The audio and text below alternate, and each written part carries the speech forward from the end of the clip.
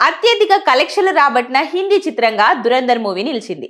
ఈ చిత్రంలో రణ్వీర్ సింగ్ పవర్ఫుల్ పాత్రలో నటించి మరోసారి తన స్టార్డమ్ ను నిరూపించుకోగా, సారా అర్జున్ హీరోయిన్ గా ఆకట్టుకుంది. అలాగే అక్షయ్ ఖన్నా చేసిన స్పెషల్ రోల్ సినిమాకు ప్రధాన బలంగా నిలిచింది. డిసెంబర్ 5వ తేదీన విడుదలైన ఈ సినిమా మంచి కలెక్షన్లు రాబట్టింది. ప్రతి పాత్రకి ఒక ప్రయోజనం ఉండడంతో అసలైన విషయంతో ఈ సినిమా దూసుకుపోయింది. 1300 కోట్ల మార్కును టచ్ చేసింది. ఈ చిత్రానికి సంబంధించి ఓటీటీ రైట్స్ ను ప్రముఖ స్ట్రీమింగ్ ప్లాట్ఫామ్ నెట్ఫ్లిక్స్ దక్కించుకోగా, ఈ నెల 30వ తేదీ నుంచి స్ట్రీమింగ్ ప్రారంభం కానున్నట్లు అధికారికంగా వెల్లడించింది.